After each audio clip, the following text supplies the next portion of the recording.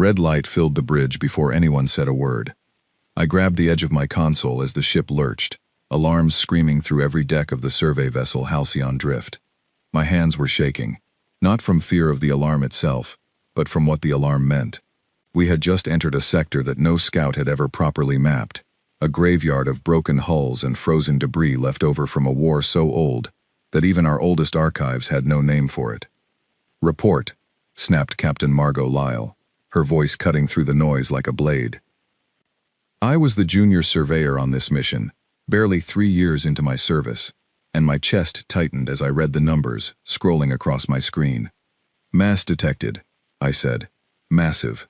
Larger than anything in our database. It is not moving, Captain. No engine signature, no thermal output. It looks dead." Lyle stepped beside me, her 4 eyes narrowing as she studied the readout over my shoulder.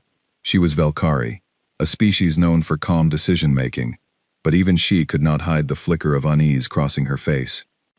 "Define dead," she said. "No power signature anywhere along its hull," I answered. "No life support. No weapons charge.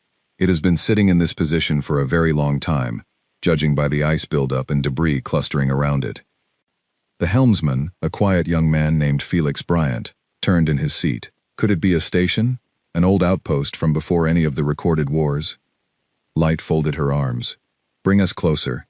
Slow approach. I want full scans before anyone gets excited."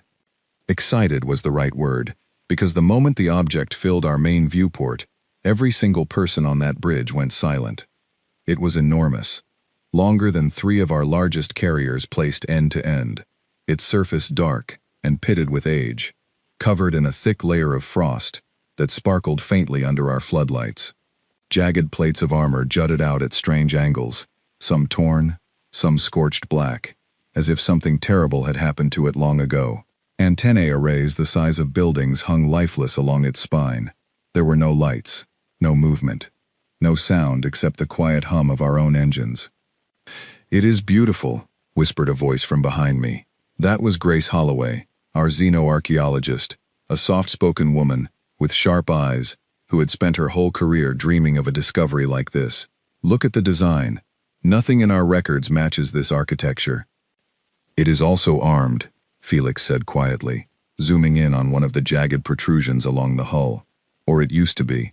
Those look like weapon emplacements." "A defense station, then," Lyle said. "Ancient, abandoned, possibly older than any civilization currently active in this sector." The bridge buzzed with quiet excitement. I understood why. In all the time I had served on survey ships, I had seen comet fields, dead stars, and the husks of long-forgotten colonies. I had never seen anything built on this scale. If this truly was an ancient station, it would rewrite everything we thought we knew about the early history of this region of space. "Initiate a full structural and material scan," Lyle ordered. "I want to know what we are looking at before we even think about getting close enough to dock." The scan took nearly 20 minutes.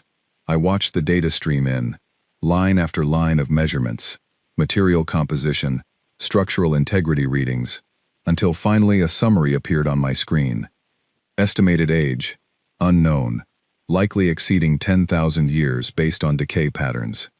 Material composition, unidentified alloy, far stronger than current standard hull plating. Power signature, none detected. Life signs, none detected. "It checks out," I said, though something about the numbers nagged at me. The decay patterns suggested age, yes, but the structural integrity was far too high for something that old. Whatever this thing was built from, it had not weakened the way it should have, after so many centuries adrift. "Captain," I said carefully, "the material strength does not match the estimated age. If this is truly 10,000 years old, it should be far more degraded." Lyle considered this for a moment. "Noted. Add it to the survey report. For now, we proceed with caution. Prepare a boarding team. Minimal personnel. I want eyes on this thing before any of the higher commands start fighting over who gets to claim it." That was how I ended up suiting up less than an hour later, my hands still trembling slightly as I checked the seals on my environmental suit. Grace stood beside me, practically glowing with anticipation, while Felix double-checked the small shuttle that would carry us across the gap between our ship and the silent giant waiting in the dark. Try not to touch anything you do not understand, Lyle told us over comms as the shuttle doors closed. And if anything at all, feels wrong, you call it in immediately. Understood? Understood, I said, though my voice came out quieter than I intended. The shuttle ride across was slow and deliberate, giving me far too much time to stare out the viewport at the structure growing larger and larger ahead of us. Up close, the scale of it became almost impossible to comprehend. What I had thought were simple hull plates turned out to be massive sections, each larger than our entire survey ship. Deep gouges ran along portions of the surface, scars from impacts or battles long since forgotten by history. In some places, the frost had cracked away to reveal a strange dark metal underneath, a material that seemed to absorb the light from our flood lamps, rather than reflect it. There, Felix said, pointing toward a section near what looked like the underside of the structure. I am reading a possible entry point. Looks like a damaged section of hull, large enough for the shuttle to dock directly inside. Take us in slowly, Grace said, practically pressed against the viewport now. I want to record everything. The shuttle eased through the gap in the broken hull plating, our floodlights sweeping across a cavernous interior space, unlike anything I had ever seen. Twisted metal beams stretched overhead like the ribs of some massive sleeping creature. Cables, long dead and frayed, hung loosely from the ceiling, swaying gently as our shuttle's thrusters disturbed the stale air still trapped inside. Atmosphere reading, Felix called out, checking his instruments. There is still breathable air in here, though the quality is poor. Pressure is stable, surprisingly. Whatever sealed this place kept it that way for a long time. That is unusual for something this old, I noted, my unease growing with every passing second. We docked the shuttle against a flat section of deck plating and stepped out one by one, our boots echoing strangely against the metal floor.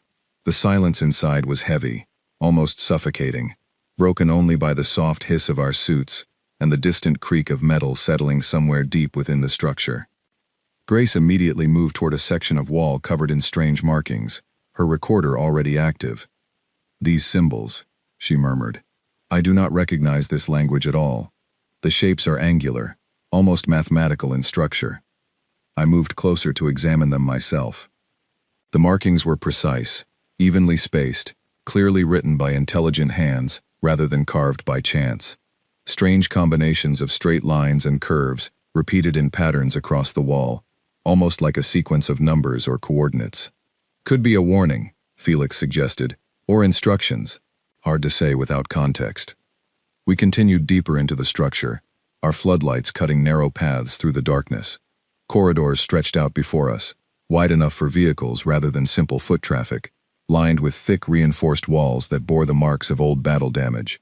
Every few meters we passed openings that Grace identified as weapon mounts, long since drained of any power, their barrels pointed outward toward whatever threats this place had once been built to face.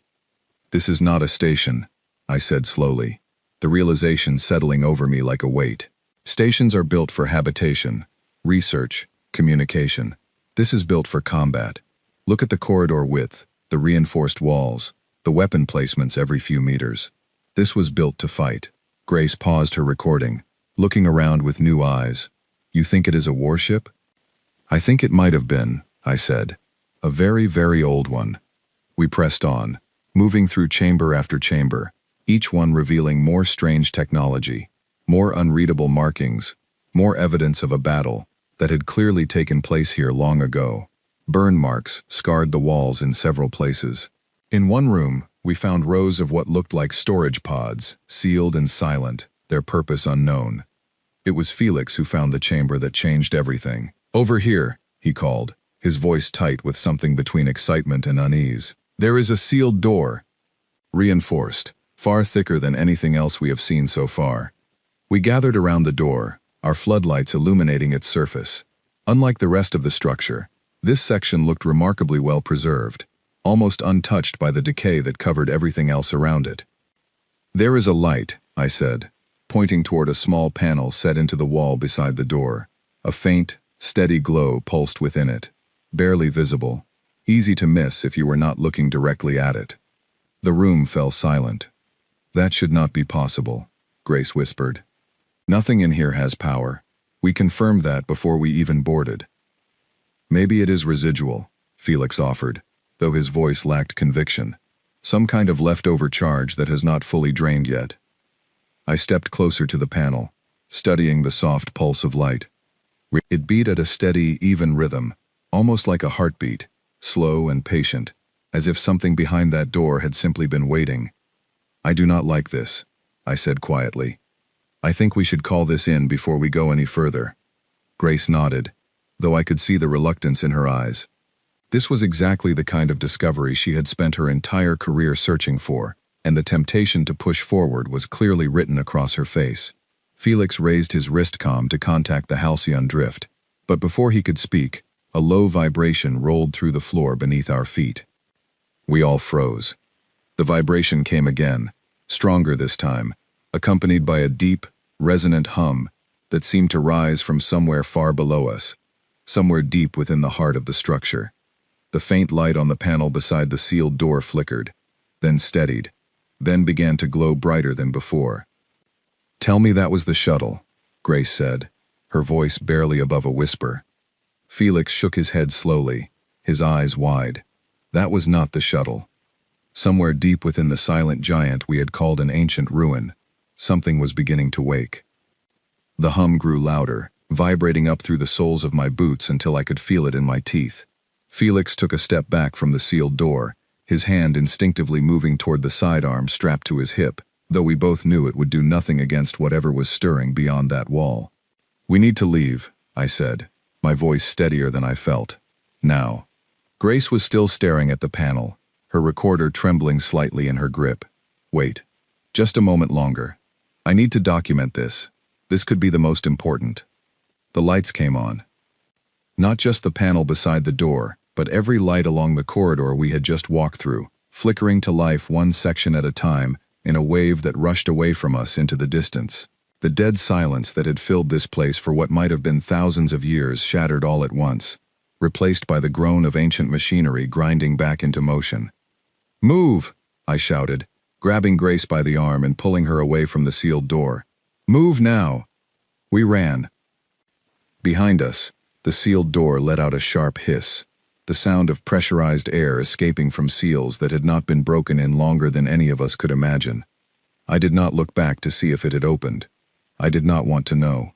The corridor that had seemed merely eerie on our way in now felt like a trap closing around us. Lights flared overhead in sequence, illuminating sections of the structure we had only glimpsed in shadow before, revealing details that made my stomach twist. The weapon mounts we had passed, the ones I had assumed were drained of all power, now pulsed faintly, with the same soft light that had glowed beside that sealed door. "Felix, talk to the ship," I gasped as we ran. "Tell them what is happening." Felix fumbled with his wristcom, his breathing ragged. "Halcyon Drift, this is the boarding team. We have a situation. The structure is... it is powering up. I repeat, the structure is active." Static crackled in response. Then Captain Lyle's voice came through, sharp with alarm. "Say again, boarding team. Confirm your status." "It is waking up," Grace cried out, her earlier excitement now replaced entirely with raw fear.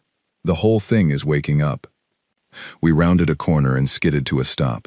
Ahead of us, a section of the corridor wall had shifted, sliding open to reveal a chamber filled with machinery that had clearly not existed there before, or perhaps had simply been hidden behind a wall, designed to look like the rest of the structure.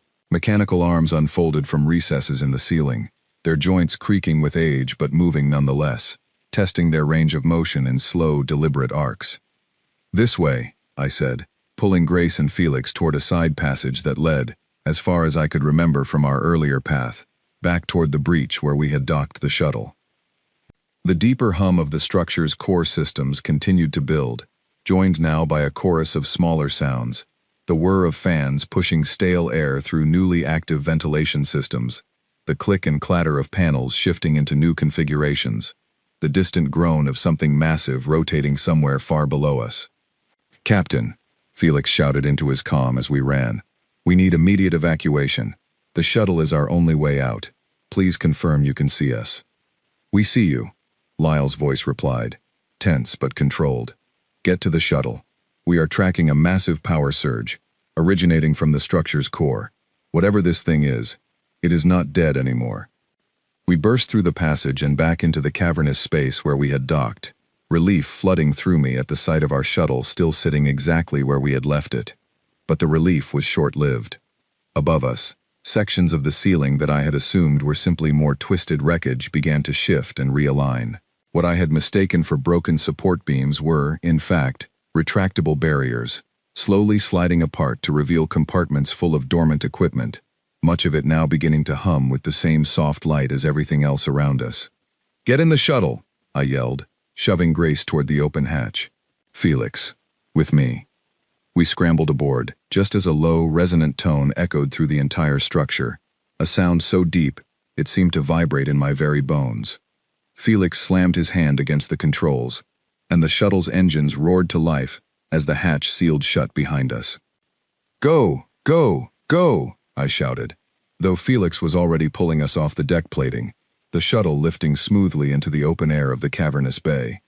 As we rose, I caught sight of something through the side viewport that made my breath catch in my throat. Far below, near the center of the cavernous space, a massive section of flooring had split apart, revealing a brilliant glow of energy beneath, pulsing in slow, steady waves, like the beat of some impossibly large heart, finally returning to life after a long, long sleep. "What is that?" Grace whispered, pressed against the viewport beside me. "I do not know," I said, "and I do not want to find out." Felix guided the shuttle back through the breach we had entered through, out into open space, the dark hull of the structure falling away behind us as we accelerated toward the waiting form of the Halcyon drift. I allowed myself a single breath of relief as our ship grew larger in the viewport ahead, its docking bay lights guiding us home. That relief lasted exactly as long as it took for the entire structure behind us to light up. It happened all at once, as if some final switch had been thrown deep within its core. Every visible surface of the massive hull blazed to life with a soft, steady glow, lines of light tracing along seams and panels that had been completely invisible just moments before, outlining a shape far more deliberate, far more purposeful than anything I had associated with a simple abandoned station. "Captain, are you seeing this?" I said into my comm, unable to look away from the sight unfolding behind us. "We see it," Lyle replied, her voice tight. "Get that shuttle docked immediately. All hands, prepare for possible withdrawal." The shuttle slid into the docking bay moments later, and the three of us practically fell out of our seats in our haste to reach the bridge. By the time we arrived, breathless and still shaking from the encounter, the entire crew was gathered around the main viewport, staring out at a sight that none of us could quite process. The structure we had called an ancient station, the one Grace had hoped would rewrite our understanding of history, was no longer simply glowing with reawakened systems. Sections of its hull were shifting, panels sliding open to reveal what could only be described as thruster arrays, dozens of them spread across its massive frame, each one beginning to flicker with faint points of light. "That is not a station," Felix said quietly, echoing the realization I had voiced earlier in the corridor. "Stations do not have engines. Sensors are picking up a massive buildup of energy across the entire structure," reported our communications officer, a sharp-eyed woman named Olivia Marsh, her fingers flying across her console. "Captain, I am also reading what looks like internal defense systems activating. Multiple turret arrays, all coming online." Lyle's expression hardened. "Pull us back. Maximum safe distance, now. I do not want to be anywhere near that thing when it finishes waking up." The Halcyon drift began to reverse away from the structure, our engines straining as we put distance between ourselves and the awakening giant. I stood frozen at my console, watching the readings continue to climb, energy levels rising far beyond anything our scans had detected just hours earlier. "Grace," I said quietly, "those markings we saw, the ones you could not identify, do you think they were a warning?" She did not answer right away, her eyes still fixed on the viewport, watching the structure's transformation with a mixture of fear and reluctant fascination. "I think," she finally said, "we were not supposed to find this place while it was still sleeping." A new alarm began to sound across the bridge, different from the earlier alert, more urgent, more insistent. "Captain," Olivia called out, her voice rising with tension, I am picking up a structural shift across the entire object. It is, Captain. I think it is detaching from its position. Detaching from what position? Lyle asked sharply. It has been sitting motionless for thousands of years, according to our initial scans. I do not think it was ever truly anchored, Olivia replied. I think it was simply waiting. On the main viewport, the massive structure that had captured all our attention and excitement just hours earlier began to shift, slowly at first. Then with growing momentum, the dark mass of its hull rotating against the backdrop of stars, as if testing limbs that had not moved in an unimaginable length of time. I felt a chill run through me that had nothing to do with the temperature of the bridge. Felix, I said quietly, do the math for me. If that structure really has been sitting dormant for thousands of years, and it is now powering up and moving entirely under its own control, what does that tell us? He looked at me, his face pale beneath the glow of the console lights. It tells us that whoever built this thing built it to last, and built it to wait. Wait for what? Grace asked, though I suspected none of us truly wanted to know the answer. The structure's rotation slowed, then stopped, its massive bulk now oriented in a direction that made every instinct in my body scream danger. It was no longer simply powering up its systems at random. It was orienting itself, aligning, preparing. Captain, Olivia said, her voice barely above a whisper now. I am reading what looks like targeting sensors sweeping the area. I believe it is scanning us. All of us. Every ship in the sector. Lyle's jaw tightened as she stared out at the awakening giant filling our viewport, its hull now blazing with light, its thrusters beginning to flare with the unmistakable signs of imminent movement. Whatever that thing is, she said slowly, I do not think we are looking at a relic anymore. I stood at my console, watching the readings climb higher and higher, feeling the weight of what we had stumbled into, settling over the bridge like a physical presence. We had come looking for an ancient mystery, a forgotten piece of history to study and catalog.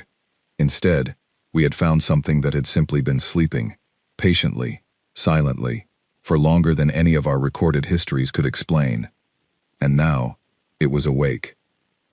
All ships, this is the Halcyon Drift, Lyle said into the fleet-wide channel, her voice steady despite the tension radiating from every line of her posture. We have an unknown contact powering up and beginning movement. I am ordering an immediate withdrawal to safe distance. Repeat, withdraw to safe distance and hold formation. Our survey mission had never traveled alone. 3 other vessels from the coalition had been assigned to this sector alongside us, each representing a different member species, each eager for a share of whatever discoveries this graveyard of old wreckage might offer. Now those same vessels scrambled to reposition, their engines flaring as they pulled back from the awakening giant at the center of our formation. I watched on the main viewport as the structure continued its slow, deliberate transformation. Sections of hull that had appeared fused shut by centuries of frost and decay now peeled open smoothly, revealing banks of thrusters and what looked unmistakably like weapon batteries, dozens of them, arranged with a precision that left no doubt about their original purpose. Olivia, do we have any communication attempts coming from the object? Lyle asked. Nothing yet, Captain, Olivia replied, her hands moving rapidly across her console. No hailing signals, no broadcast on any frequency we recognize. It is simply continuing its activation sequence. Sensors confirm full thruster ignition, Felix reported, his voice tight. Captain, that thing is generating enough output to move itself entirely under its own power. This is not some piece of drifting debris caught in a current.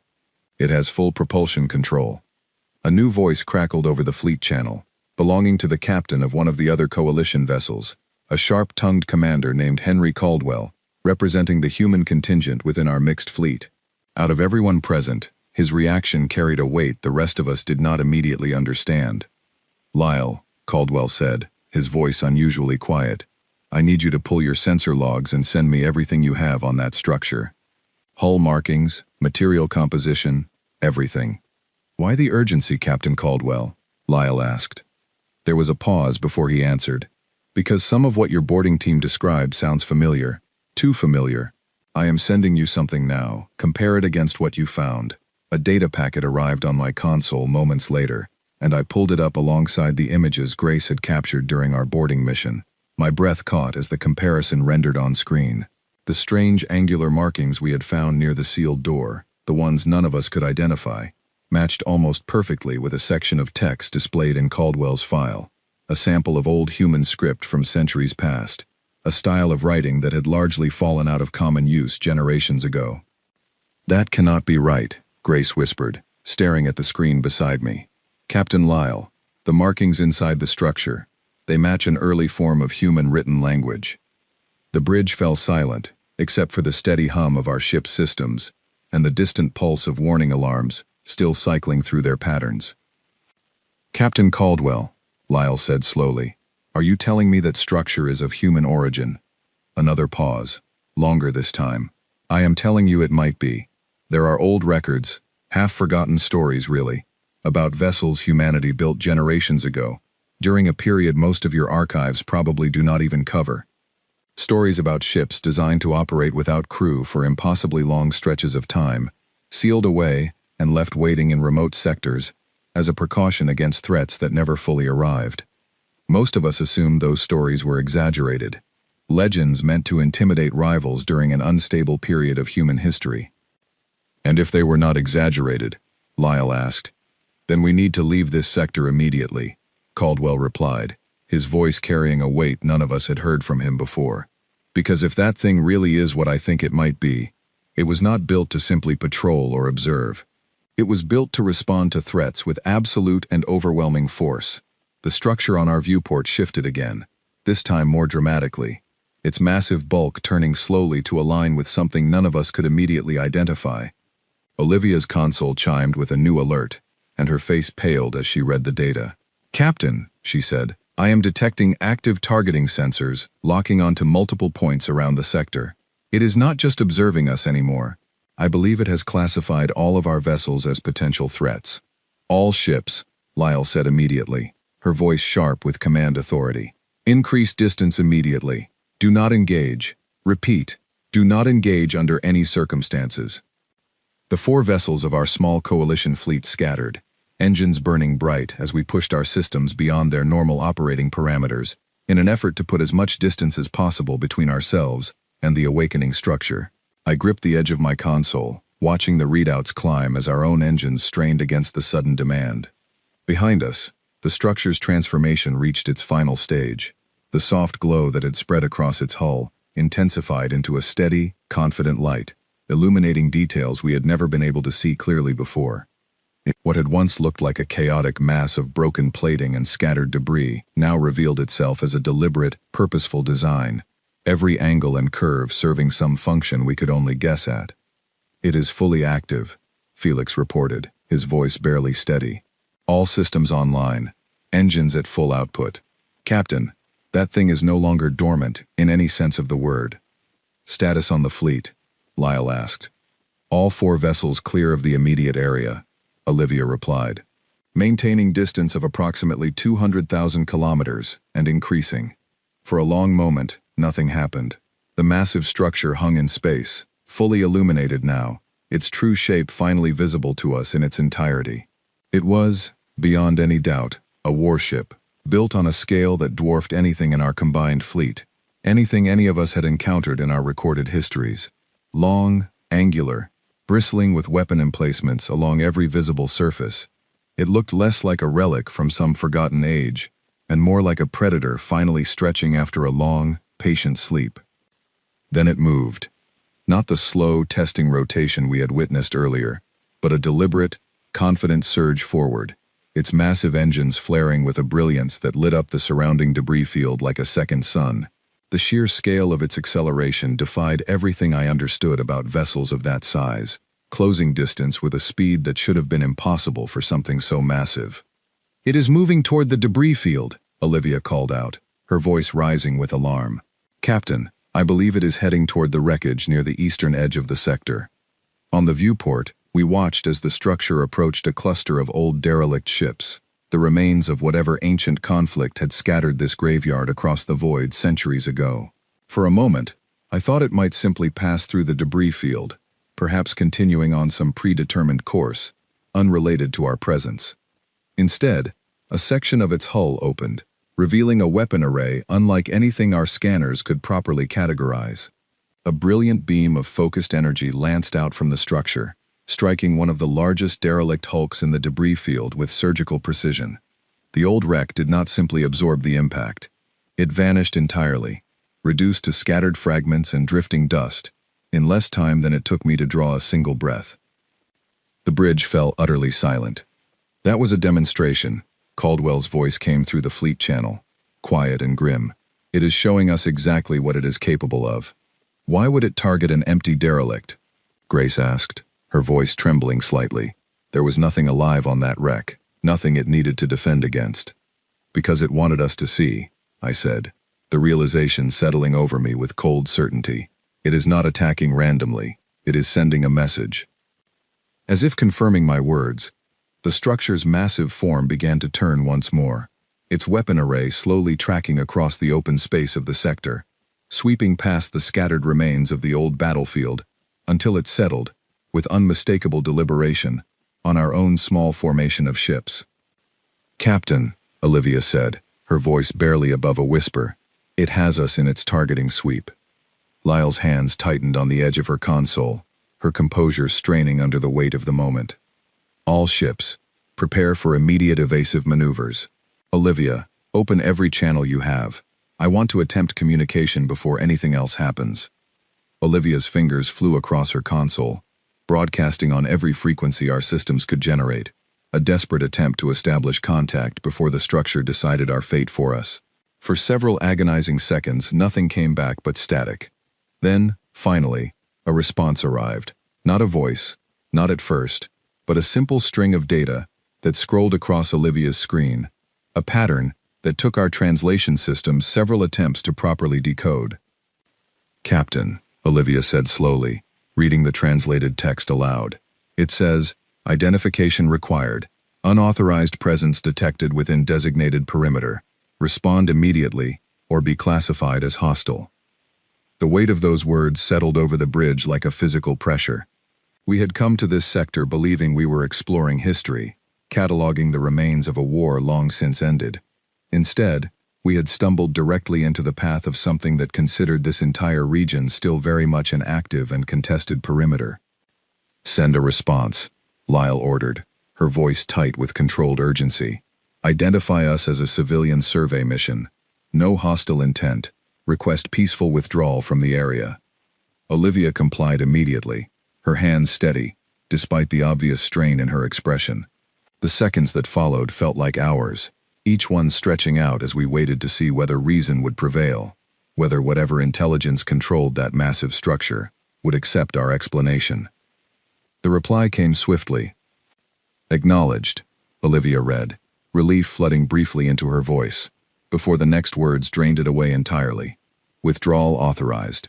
However, additional unauthorized contacts detected entering sector boundary. Threat assessment escalating."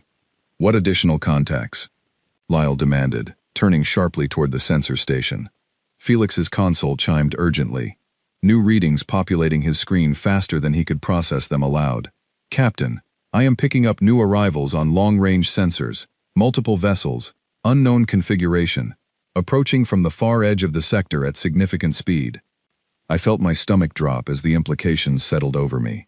We were no longer the only ones drawn to this graveyard of old wreckage, and whatever was now approaching, whatever those unknown vessels represented, the massive structure floating before us had already made its assessment clear.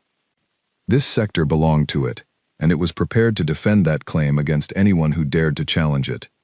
"All ships," Lyle said, her voice carrying the unmistakable edge of someone facing a decision with no good options remaining. "Brace for immediate departure. We are leaving this sector, and we are leaving now." But even as she gave the order, I could see on the viewport that the massive structure was no longer simply tracking us with its sensors. It had begun, slowly and deliberately, to move toward the new arrivals entering the edge of the debris field, its weapon arrays already charging with the same brilliant energy that had erased an entire derelict ship from existence moments earlier. Whatever those unknown vessels were, they had no idea what was about to meet them. The unknown vessels resolved into clearer detail on our long-range sensors as they closed the distance, And the moment Felix identified their configuration, the tension on the bridge shifted into something colder and more immediate. "Captain, those are raider ships," he said, his voice clipped. "Configuration matches reports we received last cycle about a group operating along the outer trade routes. Heavily modified, weapons far beyond standard civilian allowances." "Raiders," Lyle repeated, her jaw tightening. "Out here, in an unclaimed sector nobody was supposed to know about." "They must have tracked our approach," Grace said quietly. "Survey missions into unmapped regions sometimes attract that kind of attention. Easy targets, isolated, valuable cargo." I stared at the viewport, watching 6 raider vessels emerge fully from the haze of distant starlight, their hulls scarred and patched with mismatched plating, clearly built for speed and aggression rather than comfort or exploration. They had not come here for ancient history, they had come here for us. "They are hailing the sector," Olivia reported, her voice tense, "broadcasting a general threat, demanding any vessels in the area power down and prepare to be boarded." "They have no idea what is sitting in the middle of this debris field," Felix said. He was right. The raider ships continued their approach, weapons charging, formation tightening, as they prepared to corner what they likely assumed were a handful of helpless survey vessels and their cargo. None of them seemed to notice, or perhaps simply did not care about, the massive structure now drifting silently at the center of the sector, its weapon arrays already tracking their movement with cold precision. "Should we warn them?" Grace asked, glancing toward Lyle. "Warn raiders who were about to attack us?" Lyle asked, though there was no real anger in her voice, only exhaustion and disbelief at the situation unfolding before us. Before anyone could decide on an answer, the massive structure acted. A series of brilliant beams lanced out from its hull, precise and controlled, striking 3 of the 6 raider vessels in rapid succession. Unlike the single derelict it had destroyed earlier as a demonstration, these strikes were calculated with surgical accuracy, disabling engines and weapon systems rather than obliterating the ships outright. Within seconds, 3 of the 6 attackers drifted helplessly, their power signatures flickering and fading. The remaining 3 raider vessels broke formation immediately, scattering in a desperate attempt to escape whatever had just attacked them. But the structure was faster, far faster than anything that size should have been capable of, its thrusters flaring as it adjusted course to intercept their retreat. "It is hurting them," Felix said, disbelief coloring his voice. "Captain, it is not destroying them outright. It is disabling their ability to flee." I watched in stunned silence as the structure systematically neutralized each remaining raider vessel, never delivering a killing blow, simply stripping away their ability to maneuver or fight back, until all 6 ships hung motionless in space. Caught within an invisible perimeter, the structure had clearly established around itself. "New transmission incoming," Olivia said, her voice tight. "Captain, it is addressing us directly this time." The translated text appeared across the main viewport for everyone on the bridge to see.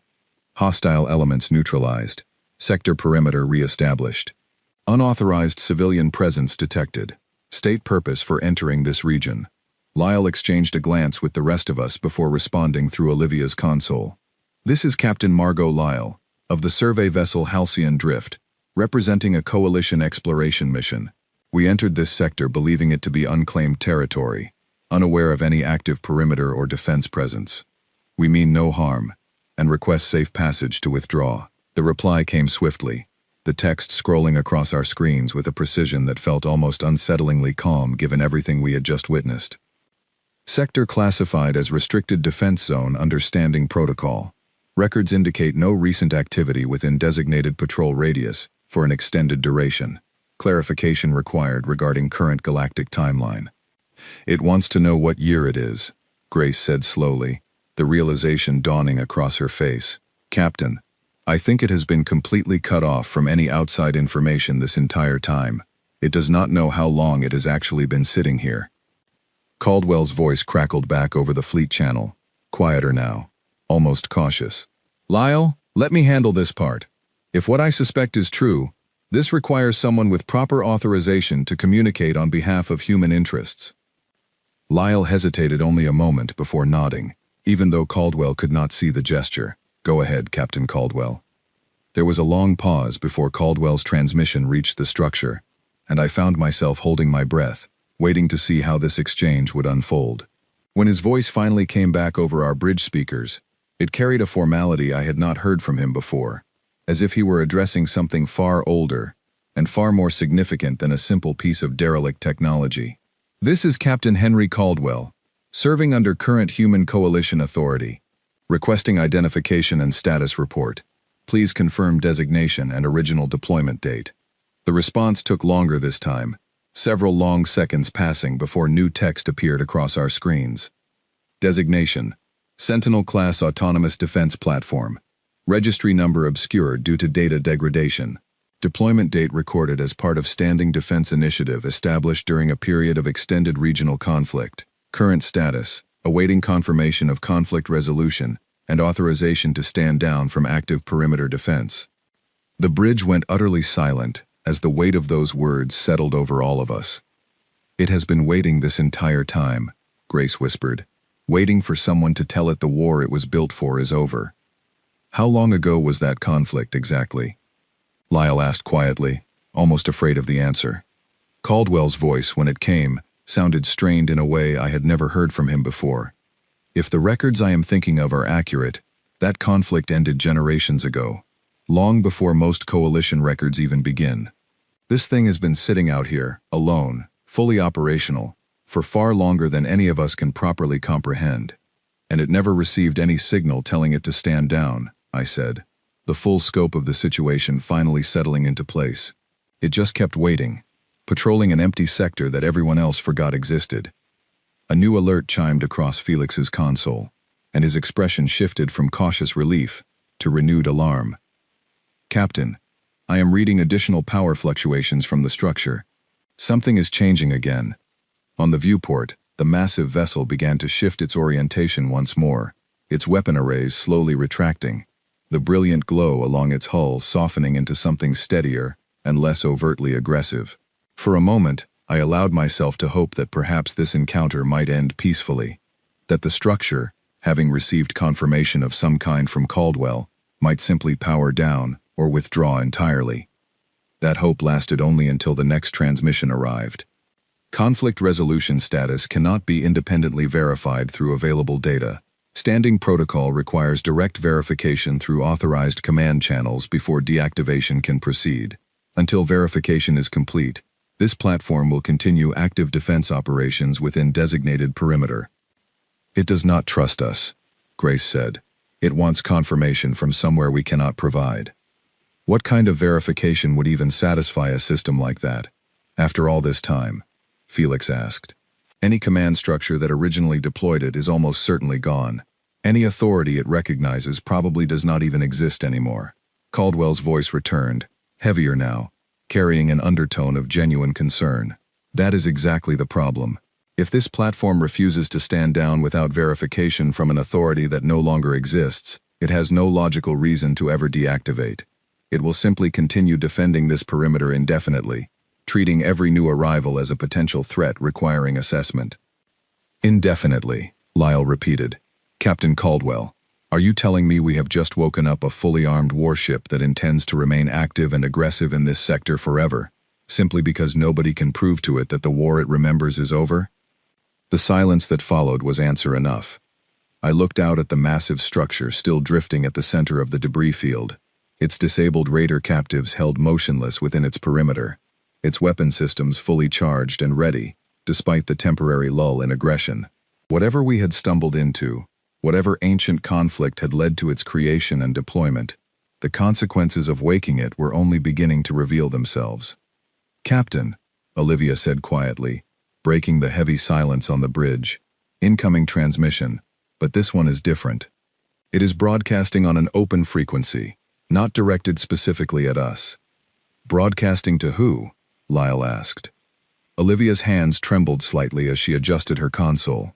"To everyone, Captain. It is sending the same message across every channel within transmission range of this sector."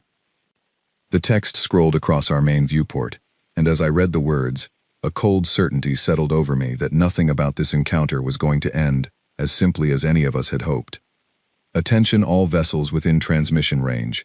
This sector is designated as an active defense perimeter under standing protocol. Unauthorized presence will be assessed and responded to according to threat classification. All parties are advised that additional Sentinel platforms may be present within this and adjacent sectors, pending confirmation of operational status.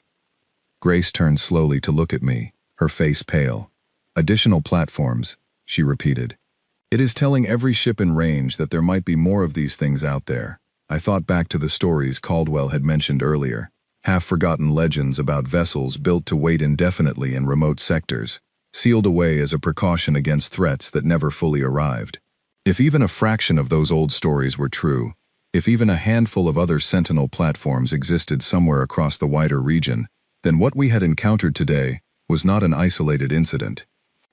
It was the beginning of something far larger. "Captain," Felix said quietly, his eyes fixed on the structure still looming on our viewport. "What do we do now?" Lyle did not answer immediately.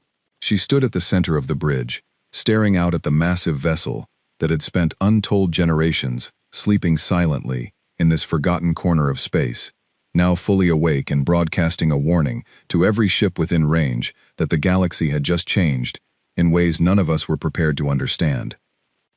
"We do exactly what it told us to do," she finally said. "We leave this sector, and then we make sure every coalition government understands exactly what we found out here today." As our ship began its slow withdrawal, I kept my eyes fixed on the structure until it shrank to little more than a distant point of light against the endless dark. Even from that distance, I could still feel the weight of its presence, patient and watchful, exactly as it had been for longer than any of us could properly imagine. We had come looking for the remains of an old, forgotten war. Instead, we had found proof that the war had never truly ended for everyone involved. The journey back to Coalition territory felt longer than any voyage I had taken before, even though the actual travel time barely exceeded 2 days. None of us spoke much during that stretch. Grace spent most of her hours reviewing the recordings from our boarding mission, searching for details she might have missed, while Felix ran diagnostic after diagnostic on our ship's systems, as if the act of checking and rechecking everything might somehow undo what we had witnessed. I spent that time staring at the data Caldwell had shared with us, the old fragments of human history that most coalition records barely acknowledged. Stories about a species that had once fought a war so destructive, so total, that they had built weapons designed to outlast their own civilization if necessary. Weapons left behind not as monuments, but as promises. Silent guardians, meant to wait however long it took for someone to confirm the fighting was truly finished. By the time we reached the Coalition relay station, orbiting the nearest inhabited system, word of our discovery had already begun to spread. Lyle had transmitted a full report ahead of our arrival, and the reaction from Coalition Command had been immediate and, frankly, overwhelming. "They want a full debrief the moment we dock," Olivia told us, as our ship approached the relay station, its massive ring structure glittering with the lights of dozens of other vessels, coming and going on routine business. "Multiple delegations are already requesting access to our sensor logs." "Of course they are," Grace muttered. "Everyone wants to know if there are more of these things sitting out there." She was not wrong. The moment we docked, a small crowd of officials and representatives from several coalition member species had already gathered near our berth, eager for any information we could provide. I had never seen so many different species crammed into a single corridor before, each one pressing for answers, each one clearly terrified by the implications of what we had found. The debrief itself stretched on for hours, conducted in a secure chamber deep within the relay station, attended by representatives from nearly every major coalition government. I sat alongside Grace and Felix, answering question after question about the structure, its weapons, its communications, while Caldwell occupied a seat near the front, fielding the bulk of inquiries directed specifically at the human delegation. "You are telling us," said one representative, a tall, severe-looking individual from a species I did not recognize, "that this platform identified itself as part of a defense network that may include additional units scattered across unknown locations?" "That is correct," Caldwell confirmed.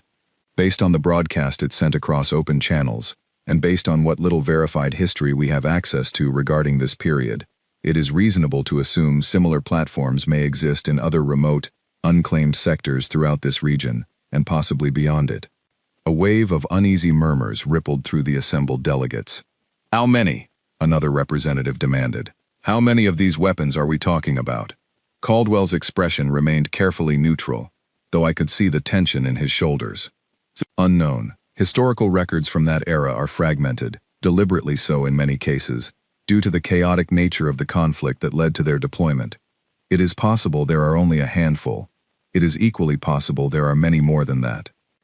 The chamber fell into an uneasy silence, as the full weight of that uncertainty settled over everyone present.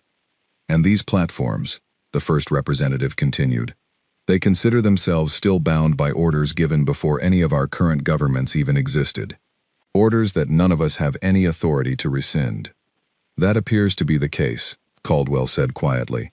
I watched the faces around that chamber shift through stages of disbelief, fear, and finally, a kind of grim acceptance, as the reality of our discovery sank in. For generations, the wider galaxy had operated under a quiet, comfortable assumption that humanity, whatever it had once been, whatever conflicts it had once been part of, was a relatively minor footnote in galactic history, a species that had faded into obscurity, its old territories absorbed or abandoned, its influence diminished to little more than scattered colonies and modest representation within the coalition. What we had found out in that forgotten sector suggested something very different. "Captain Caldwell," Lyle said carefully, breaking the heavy silence that had settled over the room, "is there any indication of how widespread this defense network might have been at the height of its deployment?" Caldwell hesitated before answering, choosing his words with obvious care. The conflict that led to the creation of these platforms was, by most surviving accounts, one of the most extensive and devastating in recorded human history. If even a portion of the old records are accurate, the defense network established during that period could have spanned dozens, possibly hundreds of sectors across a significant portion of explored space at the time. The room erupted into a flurry of overlapping voices, delegates turning to confer urgently with their advisors, the careful diplomatic atmosphere of the debrief dissolving into something closer to barely controlled panic. I sat quietly amid the chaos, my mind replaying the moment that sealed door had begun to glow, the slow, patient pulse of light that had seemed so insignificant at the time. We had assumed we were looking at the remains of something long dead, a curiosity to be studied and catalogued. Instead, we had stumbled upon proof that an entire network of similar guardians might still exist, scattered throughout the galaxy, each one waiting in patient silence for confirmation that a war fought generations ago had finally come to an end. A confirmation that, as far as any of us could tell, no living authority remained capable of providing. "What happens now?" Grace asked quietly, leaning toward me as the debrief continued to spiral into heated debate among the assembled delegations. "If there really are more of these platforms out there, and none of them will stand down without proper authorization, what does that mean for the rest of us?" I did not have an answer for her. None of us did. Later that evening, after the formal debrief had finally concluded, and the various delegations had dispersed to relay urgent reports back to their respective governments, I found myself standing alone, near a viewport, overlooking the relay station's docking ring, watching ships come and go against the backdrop of distant stars. Grace joined me a few minutes later, her expression thoughtful, rather than fearful, for the first time since we had fled the awakening structure. "You know," she said, "for most of my career, I dreamed about finding something like that. Something ancient, something that would force everyone to rewrite what we thought we understood about the past." "Did it feel the way you imagined it would?" I asked. She laughed softly, though there was little humor in it. "Not even close. I imagined dust and silence and old secrets waiting patiently to be uncovered. I never imagined the secret itself would still be armed and capable of deciding, all on its own, whether the rest of us deserved to live, or simply qualified as a threat requiring assessment." I thought about the soft, steady pulse of that light beside the sealed door, the patient rhythm of something that had simply been waiting, undisturbed, for longer than entire civilizations had existed and faded. I thought about the calm, measured way it had disabled the raider vessels without destroying them outright, the careful precision in every action it had taken, even as it demonstrated exactly how easily it could have chosen far more severe outcomes. "It was not mindless," I said slowly. "It was not some ancient curse or chaotic force lashing out at anything that came near it. It made choices. It assessed threats individually. It tried to communicate before resorting to force. "Does that make it more comforting or less?" Grace asked. I considered the question for a long moment, watching the lights of passing ships reflect off the curved viewport in front of us. "Less," I finally admitted, "because that means whoever built it trusted it enough to make those decisions on its own, indefinitely, without requiring constant oversight. That is not the kind of trust you place in a simple weapon. That is the kind of trust you place in something built to last forever, exactly as intended." 3 days later, additional reports began trickling in from other coalition survey teams operating in distant, unrelated sectors. Reports of strange, dormant structures, discovered scattered throughout regions previously dismissed as empty or insignificant. None of them had yet shown signs of activation, but every single discovery sent a fresh wave of unease rippling through coalition leadership. Caldwell found me in the relay station's observation lounge during one of the rare quiet moments between briefings, his usual sharp confidence replaced by something more contemplative. "You held up well out there," he said, settling into the seat across from me. "Most junior surveyors would have frozen completely in a situation like that." "I am still not entirely certain I have processed everything that happened," I admitted. He nodded slowly, his gaze drifting toward the viewport and the distant stars beyond. "None of us have, honestly. We spent generations treating humanity's old conflicts as ancient history, something safely buried in the past with little relevance to the present. Turns out some of those old conflicts simply went quiet rather than truly ending." "Do you think there are more of them?" I asked. "More platforms like the one we found?" Caldwell was quiet for a long moment before answering. "I think the galaxy just learned an important lesson today. Just because something looks ancient and silent does not mean it is harmless. And just because a war seems to have ended generations ago does not mean every reminder of it has finished waiting." I thought back to that final transmission, the warning broadcast across every channel within range, advising all parties that additional Sentinel platforms might exist within adjacent sectors pending confirmation of operational status. At the time, it had felt like a simple statement of fact, a piece of procedural information delivered without emotion or intent to intimidate. Now, sitting in the quiet observation lounge with the weight of everything we had learned settling fully over me, it felt like something far more significant. Not a threat, exactly, but a quiet, patient reminder that the galaxy's comfortable assumptions about the past were about to be tested in ways none of us were fully prepared for.